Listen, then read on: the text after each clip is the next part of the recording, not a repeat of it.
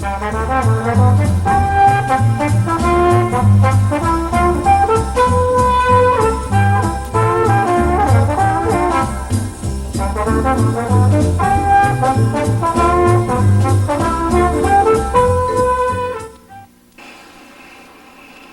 is an oscilloscope display of a radio frequency carrier, amplitude modulated by my voice, using conventional AM techniques. Now, by conventional AM, we mean double sideband, unsuppressed carrier amplitude modulation. The important thing to notice here is that when the modulation is removed, the radio frequency carrier remains. Now you're looking at a display of amplitude modulation using single-sideband techniques. You notice any difference? The voice variations look very much the same, but when we remove the modulation, or when I stop talking, there is no signal, no carrier. This difference, as you will see, gives single-sideband a tremendous advantage over conventional AM. But what is single-sideband? For more than 50 years, AM has made voice communications possible over great distances. Literally everyone has made use of it, and the demand on communications frequencies continues to grow. But the frequency spectrum used for communications is limited. Over the years, many types of stations for numerous purposes have come into existence, such as public information and entertainment, public utilities and services, military and transportation, private citizen services, national and international services, and many, many others. And as the population increases, more people have a need to use these services. And you can see what's happening. The frequency spectrum is already too crowded, and getting more so every day. Now, this is a serious problem. So electronic engineers turned their attention to solving it. There were two possible solutions. One, to increase the efficient use of transmitter power so that more distance could be obtained, which would enable fewer transmitters to cover more of a given area. Or two, to narrow the frequency bandwidth required for each radio signal, so that more frequency space would be available for additional stations. The engineers' efforts to accomplish one or the other of these objectives has resulted in a more efficient communications system. It's called single-sideband, and it's described as a technique of selecting and transmitting only a portion of the frequencies of the conventional AM waveform. Now, before we continue with single-sideband, let's take a look at AM. Let's summarize our knowledge of conventional amplitude modulation. Now, you know that in an AM transmission, an RF carrier is required, and that for 100% modulation, an audio frequency of equal peak amplitude is needed. When the two frequencies mix, the result is four frequencies: the two originals, the sum, and the difference frequencies, which are called the upper and lower sidebands. When modulating 100%, each sideband voltage is only half as great as the carrier voltage. The audio frequency is not developed in the output because the RF resonant circuits have a very low impedance to audio. The RF carrier and its sidebands are coupled through the RF tune circuits to the antenna. So we transmit these three frequencies: the carrier, the upper and lower sidebands, in a composite waveform. Now let's review this composite waveform for just a moment. First, let's look at the frequency relationships. The carrier frequency determines the location in the spectrum of the transmitted signal. And when the carrier interacts with the audio, or the modulation frequency, the two sidebands are generated. Now, each sideband is spaced the distance of the audio frequency from the carrier.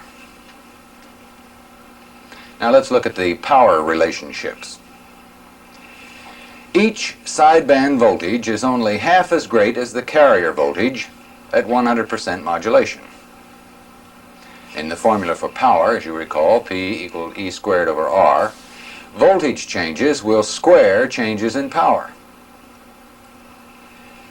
So if each sideband voltage is only half as great as the carrier voltage, the power of each sideband must be only 1/4 that of carrier power, or 1/6 that of total power.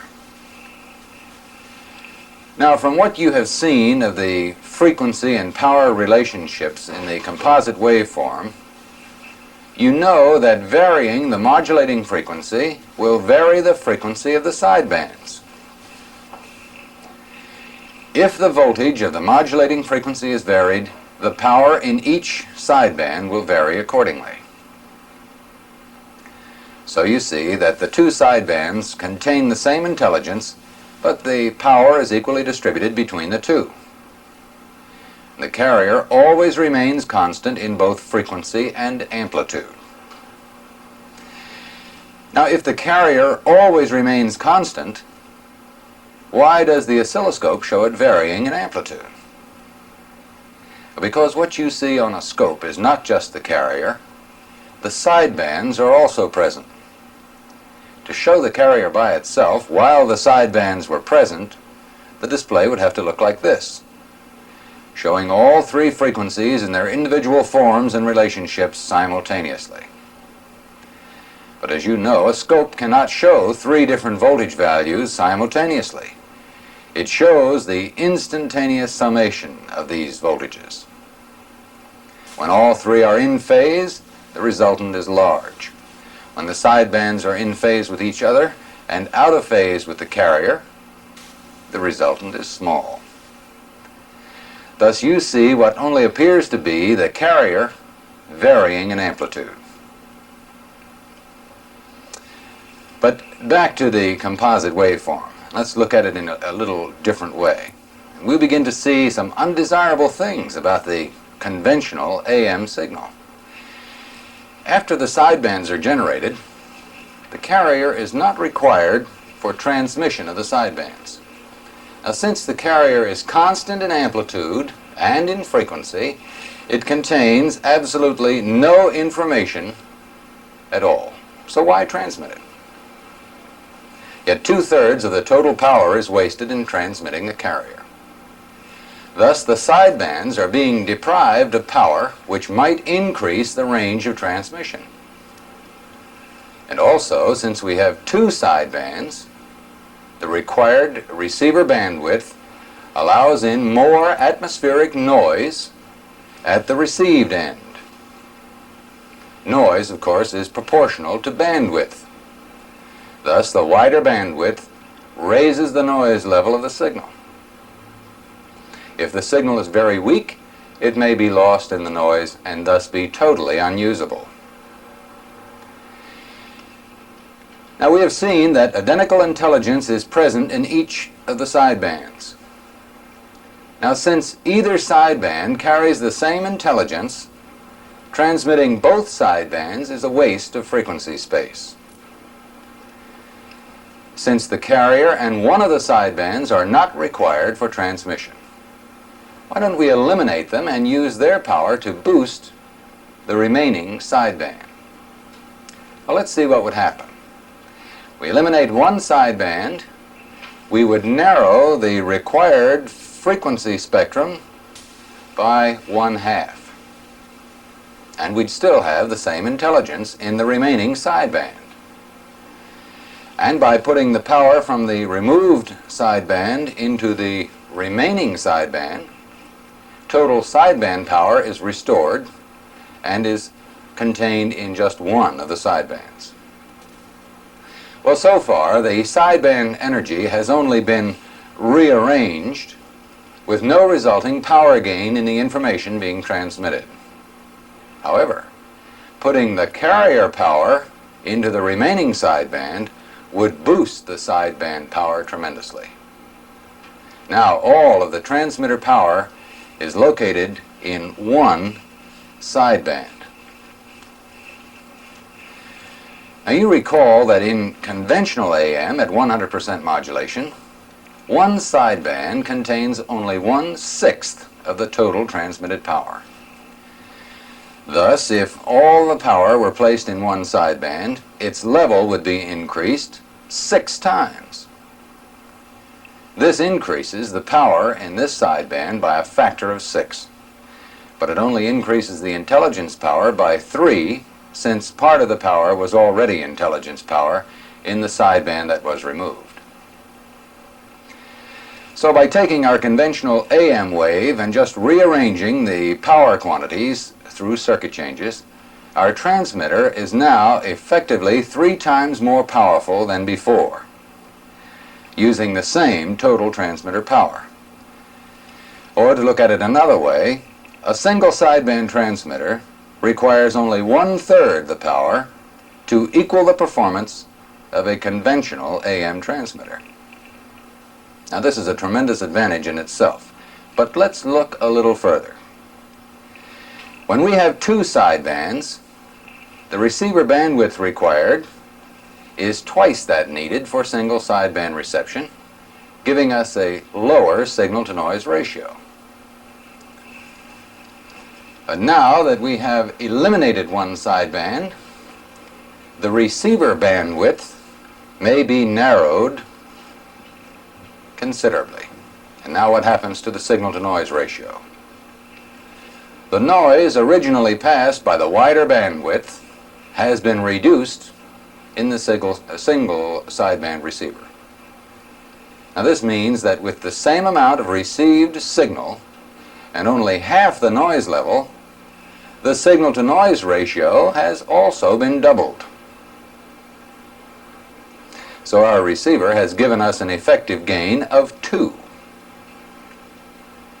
This has increased the system's effectiveness by a factor of 6. Eliminating one sideband reduces the used frequency space by half. This increases the number of frequency channels available, and shifting the power of the carrier to the remaining sideband tripled the effective power of the transmitter. Reducing the bandwidth of the receiver doubled the signal-to-noise ratio, which effectively doubled the gain of the received signal. So a transmitter gain of 3, a receiver gain of 2, gives us an overall system gain of 6 over the conventional AM system. This is the theory of single sideband. Let's now compare it in an actual operating condition. Thus far, ideal transmitters, receivers, and propagation conditions have been assumed. When considering range versus power, the frequency of operation must also be considered. Extremely high frequencies are limited to line of sight regardless of power. Thus, increasing power above a certain level would not greatly increase the effective range beyond the line of sight transmission capability.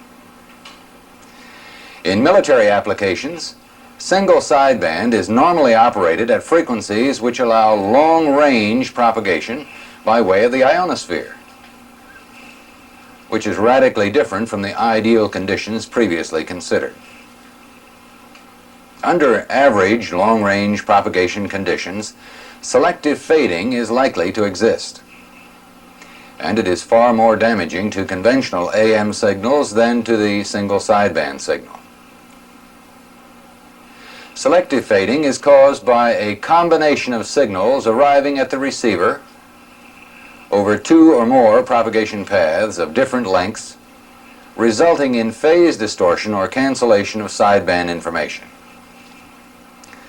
Under conditions of extreme fading, single sideband communication has been accomplished when conventional AM systems of similar sideband power were completely out of service. So we see that the requirements of a single sideband transmitter must be elimination of the carrier, elimination of one sideband, and now let's take a look at the way this is done. Looking at the simplified block diagram of a conventional AM transmitter, let's change it to operate single sideband. Of course, we use a crystal oscillator of low frequency RF to generate a stable carrier. When we modulate it with an audio frequency, the two signals are mixed together in a balanced modulator, which is designed to cancel out the carrier and filter the modulating frequency in its output and produce only the two sidebands, the upper and the lower. We then insert a filter which will pass only one of the sidebands, and of course we can select either one, and we'll reject the other one. Thus we have only one sideband to be transmitted with all of the transmitter's power.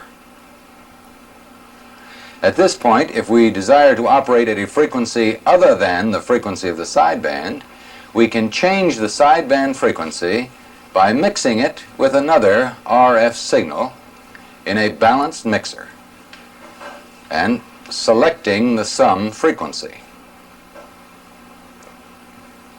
We now have the sideband raised to a predetermined higher frequency containing the same recoverable data as the original. And by this method we can transmit a single sideband of any frequency with the full power of the transmitter. Now let's make a quick comparison of this single sideband waveform with a conventional AM wave. As we have already shown you, this is the single sideband signal. Let's really appreciate the difference between the two by again looking at an AM wave. Here is an AM signal. When I'm not talking, you're looking at the RF carrier, wasted energy. When I speak, I modulate the carrier. The apparent changes in amplitude of the carrier are caused by the phase relationships of the sidebands generated. At this time we're transmitting intelligence, but look at the wasted power in the carrier. Thus the reason for single sideband. Only when we transmit intelligent information do we have a transmission. All of the power of the transmitter is directed to the intelligence. The bandwidth is much less. Therefore, the signal-to-noise ratio at the received end is higher. And of course, our transmitter efficiency is maximum. All of the transmitter power is delivered to the intelligence. This, then, is the big difference between single sideband and ordinary amplitude modulation. We have accomplished our purpose to transmit a single sideband signal. All of the transmitter power in the intelligence. But will a conventional receiver receive this different kind of signal? Let's look at a typical AM receiver and see. The incoming sideband signal is RF. Now, RF amplifiers, of course, will receive this signal and amplify it, and it can be mixed to produce an IF signal. The IF signal will be amplified as usual. But what happens at the detector? You recall what a detector does? It rectifies and filters the IF signal and detects the amplitude variations. But in a single sideband signal, modulated with a constant tone, the single sideband would have constant amplitude. The detector would rectify it, filter it, and out would come pure DC. No intelligence. So what must be done? Remember that the differences between the conventional AM and the single sideband waveforms were due to the absence of a radio frequency carrier. So if we insert an RF oscillator, let's call it a beat frequency oscillator or BFO, to generate a constant frequency 1 kilohertz below the IF signal, like the original carrier, and mix it with the IF, the result is, of course, 4 frequencies. The IF, the BFO signal, an upper and lower sideband, or a constant carrier with sidebands of the audio difference. The resulting phase relationships restore the original envelope variations, and we can easily detect our audio. All we did was reverse the process of the transmitter. This is called reference frequency generation. The standard audio circuits will now select and amplify the audio signal or the audio amplitude variations, the original intelligence that we have transmitted. Thus, we have created a single sideband receiver. It can be readily seen that a single sideband receiver will be much more difficult to tune than a conventional AM receiver, and it must be, of course, very, very stable. The BFO must be precisely adjusted to simulate the removed carrier. Any drift at any time will cause the audio output to be distorted.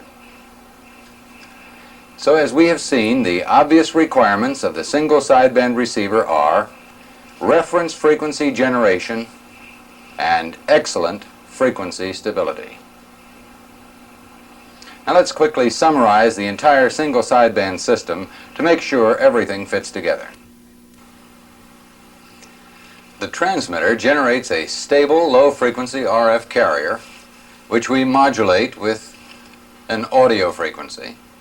The balanced modulator mixes the two and creates the sidebands. It also eliminates the carrier and the audio frequencies, passing on only the sideband frequencies. A sideband filter is designed that selects one sideband and rejects the other. In the balanced mixer, the sideband is mixed with another RF signal to produce a sideband of a higher operating frequency. And the power amplifier amplifies and transmits this signal. A single sideband transmitter must accomplish carrier elimination and rejection of one sideband. The transmitted signal contains only one sideband with all of the power of the transmitter. This increases the effective transmission 3 times over an equivalent conventional AM transmitter. The reduced receiver bandwidth doubles the signal-to-noise ratio, resulting in an overall system gain of 6. It also decreases the required spectrum occupancy. This increases the number of stations that can now operate in the whole frequency spectrum. At the receiver, the sideband is processed through the standard RF amplifier, mixer, and IF stages, just as in a conventional AM receiver. The detector has been replaced by a BFO and a balanced mixer, which inserts a reference frequency to mix with the single sideband IF.